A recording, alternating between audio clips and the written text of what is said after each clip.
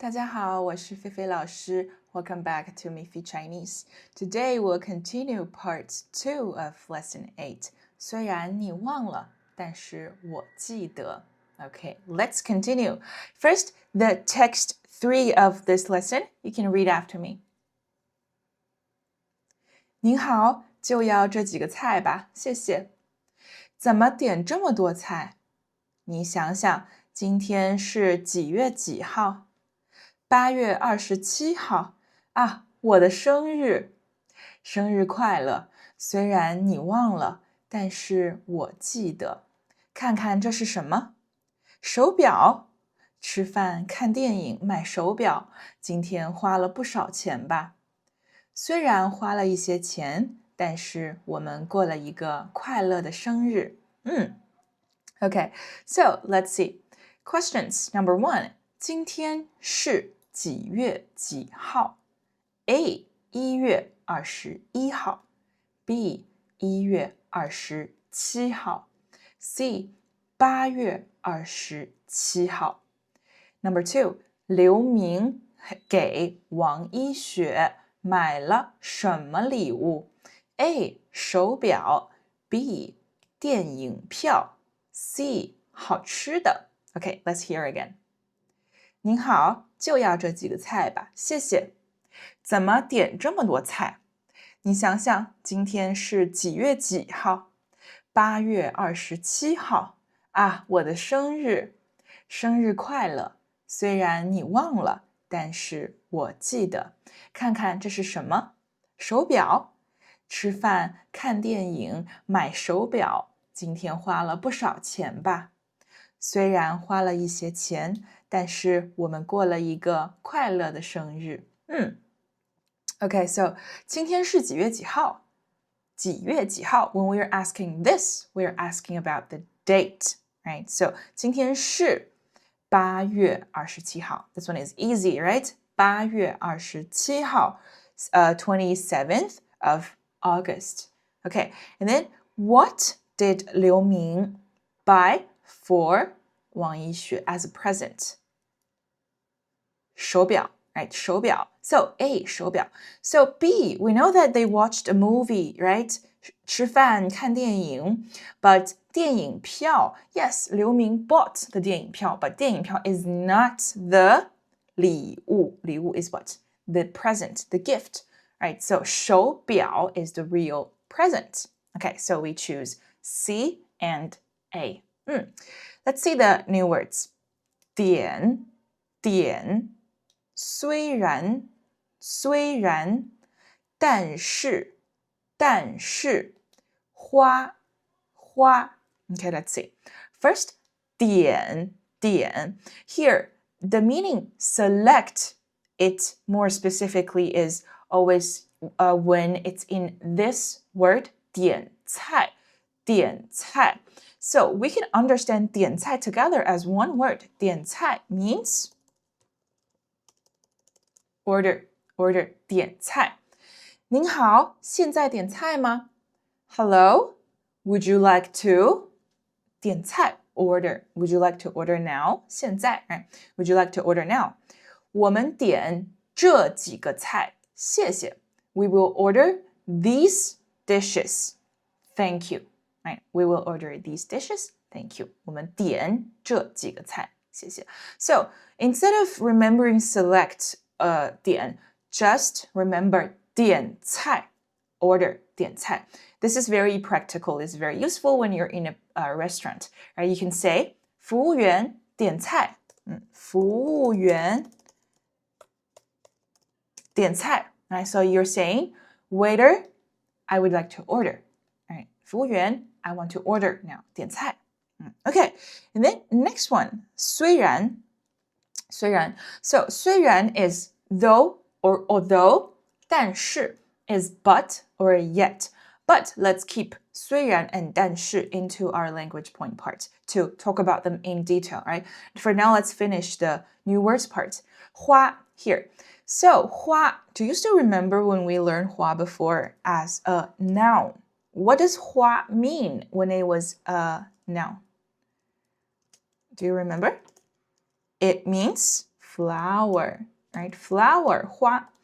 But what 花 is a verb. It actually means spend. You can say 花钱 spend money. You can say 花时间 spend time, right? 妈妈买了很多东西，花了不少钱。Mom bought a lot of things and she spent quite a few, lots money, right? 弟弟花了很多时间学游泳。弟弟 spent a lot of time to learn to swim. Okay, so now let's talk about 虽然 and 但是. So this is, in general, the although but sentence in English, right? So here it says the two words can be used in pairs or singly. Let's see an example first.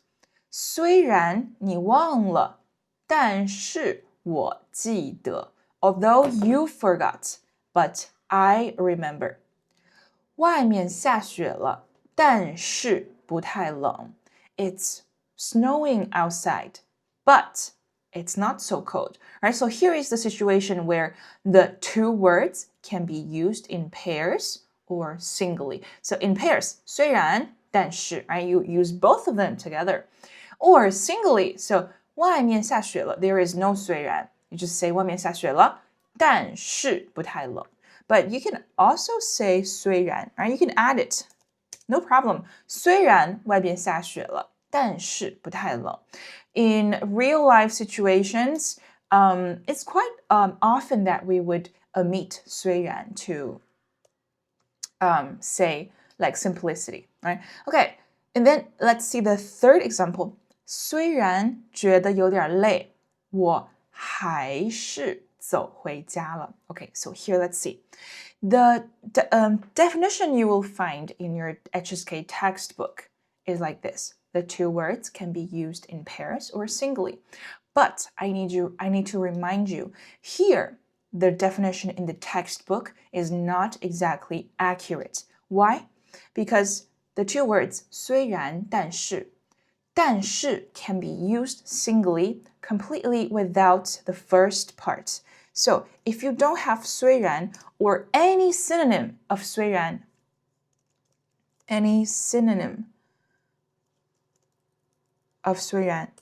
it's fine.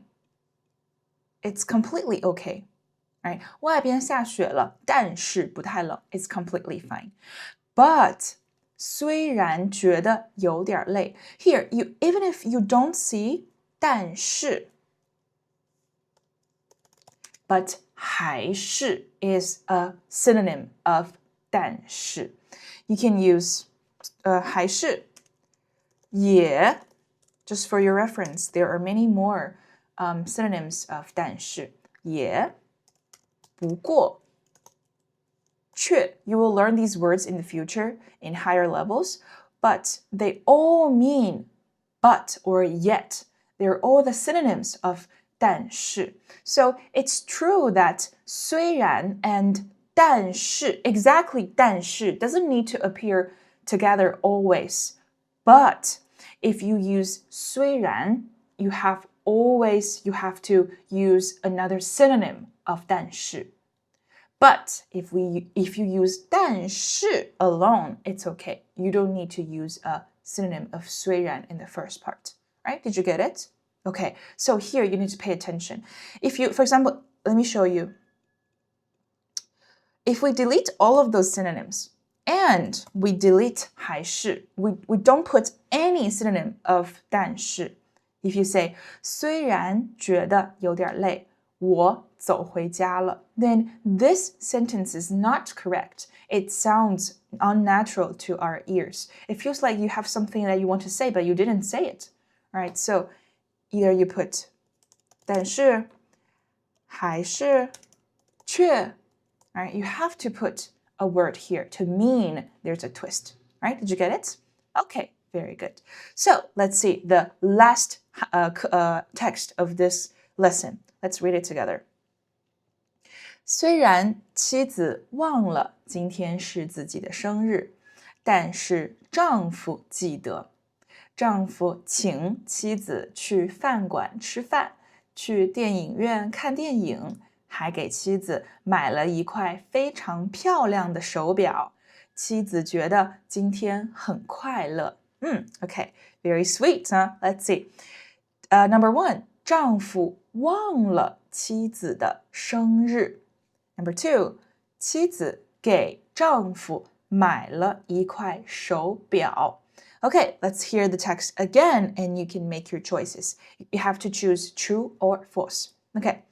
虽然妻子忘了今天是自己的生日，但是丈夫记得。丈夫请妻子去饭馆吃饭，去电影院看电影，还给妻子买了一块非常漂亮的手表。妻子觉得今天很快乐。So, number 1, 丈夫忘了。Do you still remember what is 忘了? We learned it before, right? It means forgot. 忘了. So, did the husband, 丈夫 here, it means husband, and 妻子 means wife. We will learn it in the new words part. So, did the husband forget 妻子 birthday? No, it's 妻子 forget herself, right? So, this one is false. The 丈夫 the husband remembered. Okay, 妻子给丈夫买了一块手表。Is it true?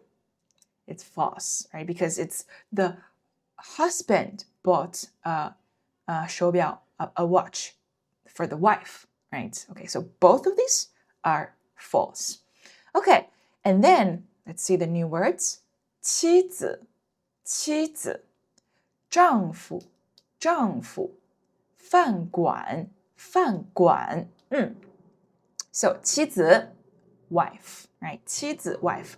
But here, pay attention. 妻子 is a more formal and respective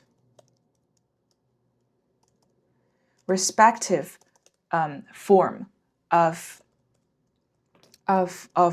wife, right? So maybe in a more formal situation, when you introduce your wife to someone for the first time, you say, this is my, 这是我的妻子, right? 妻子. But in our daily conversation, in everyday language, there is another word that we use to mean wife, which is 老婆. Right, it's interesting. 老婆. So 老婆 also means wife, but only use 老婆 to, for example, introduce or call when you are in front of your friends, people that you're already familiar with, right? So 老婆 is also used when the husband and the wife are calling each other. So scenario 1, you can say 老婆饭做好了, right? So the husband was cooking and now the meal is ready. So he's calling his wife 老婆饭做好了. And then scenario number 2 is 我老婆也来一起吃饭. So for example, you are having dinner, you're about to have dinner with your friends, right? Your familiar friends, your close friends. And then you can say to your friends, 我老婆也来一起吃饭. My wife is coming to the dinner also, right? But for example, imagine you are on a business meeting or you're seeing someone for the first time and then you say, 这是我老婆. It sounds a bit weird, right? It sounds a bit too much. So say 妻子 when it's formal. 这块手表是送给我妻子的. 妻子. And then next word, 丈夫. Again, this is the formal word for husband. You can say 这是我丈夫. So introducing 这是我丈夫. Another word I would like to introduce you is 先生. Before we know 先生 means Mr., right? Mr. But you can also use 先生 to formally call your husband. For example, you can say 这是我先生. right? 这是我先生 This is my husband. So, correspondingly, if we have 先生 then you have 太太太太 is what? 太太 is the corresponding word for wife under this situation, right? So 先生太太 both of these are formal way to call husband and wife. Okay, for example, 星期天 Sunday 我和丈夫去看电影 I go to watch a movie with my husband, right? So between the couple, between them, they always call, kind of like always call 老婆 and 老公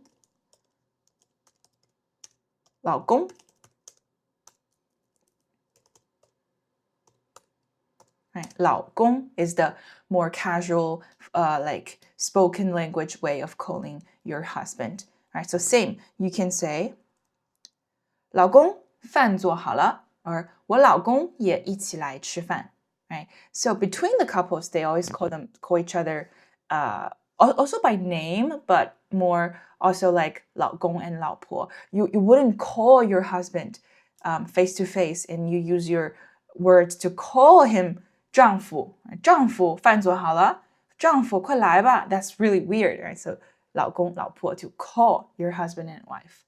Okay, and then last word 饭馆 we see this, right? 饭馆 restaurant. So before we saw 饭店, right? 饭店 also restaurant. So these two are the same, 饭店 and 饭馆. So here I would like to put a side note. This is for your reference. 饭店 can mean restaurant, but it has also another meaning, hotel. For example, in the HSK textbook before, we saw it, 西安饭店, right? So if you say 西安饭店 is the name of a hotel, it's also understandable, right? Or you can have like, for example, let's say 北京大饭店, right? This could be a very normal name of a hotel. So 饭店, restaurant and hotel. But 饭馆 is always just restaurant, right? 明天我们要去饭馆吃饭. We're going to restaurant to eat tomorrow. 饭馆的烤鸭很好吃. The roasted duck in the restaurant is very good. Okay, so after reading the article, the text, let's see these two questions to see if you really understand the text, right? 妻子忘了什么？忘了 forget, right? What does she forget? A. 自己的生日 B. 丈夫的生日 C. 孩子的生日自己的 herself 丈夫的 we just saw 丈夫 right? Husband and 孩子 what about 孩子 we learned it before, right? 孩子 child 孩子的生日 child and then 丈夫没请妻子 pay attention 没 right? Negative 丈夫没请妻子做什么 A 去吃饭 B 看电影 C 去唱歌 right? Which one? So number one we should choose A, right? 她自己的生日 her own birthday and then number two 丈夫没请 she didn't A 去吃饭 they did right?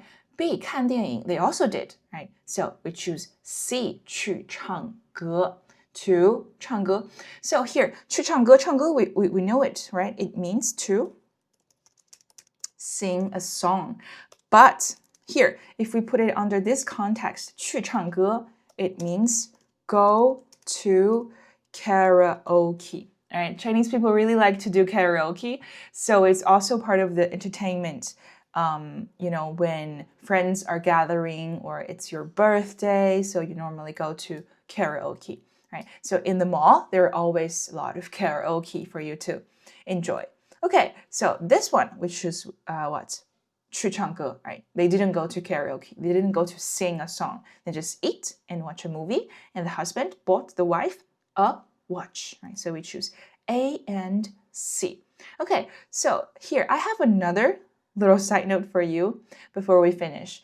Do you still remember how much was the watch? We talked about it in part 1, right? The watch was 8800元 8800元 So when we write it down in digits, it's like this, 8800 So when you come to China, you will see that a lot of things, especially maybe luxury things or expensive things, the price sometimes always include a 8 or maybe 6 or also 9, right? So today we talk about the preference, or this is also actually a little bit of a superstition of Chinese people. Like we have preference for numbers. For example, number 1 is 8. This is almost our favorite number because 8, 8 is similar to the pronunciation of one word, fa, fa. Right? This is fa. It means 发财. 发财, it means what? Get rich.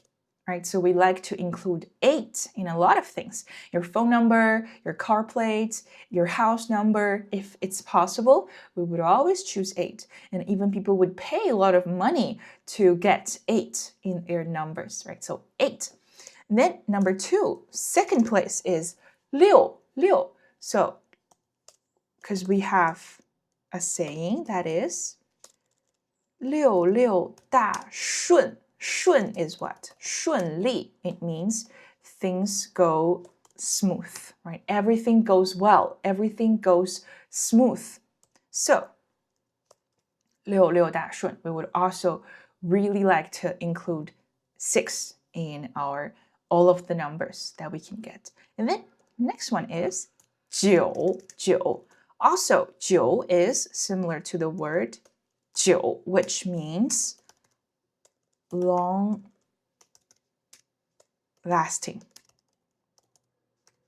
Long lasting. So if something is 久, then it means that it can be good, it can be successful for a long time, right? So 8, 6, 9 is the favorite 3 numbers for Chinese people. So if you are gifting your Chinese friends or you are, I don't know, anything, you can just try to include these 3 numbers. They will be really happy. So now talk about the numbers that we like. There is also one special number that we don't like. We always try to avoid, which is 4. Okay, why? Because it is the same pronunciation as this word. It means death, death, 死, death.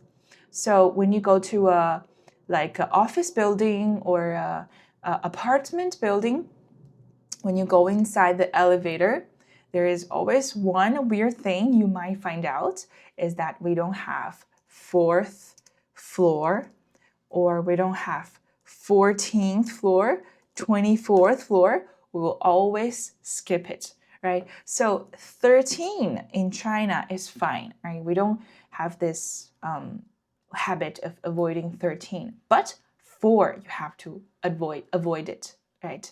Okay, so this is the preference about numbers. That's why in text 1 you see that the watch is 8800 yuan, 8,800. Actually, if they want to make it even more, like they can say it's 8888 yuan, 8,888. Right? Okay, very good. So that's everything. Lastly, let's see the Hanzi chart. Try to make sure you recognize all of these, right? Okay, very good. That is everything about today. As you know, my mission is to make this HSK Marathon project free and accessible for everyone. So if you found value in my videos and truly want to master what you've learned today, the best way is to pick up my ultimate HSK Companion Workbook. I've designed it following 4 scientifically efficient steps: active recall for vocabularies, formula blocks for grammar, a smart writing section to break down characters for you, and most importantly, high-quality practice questions with detailed explanations to give you instant breakthrough. Grab your copy from the description below. Thank you so much for your support, and I'll see you in the next lesson.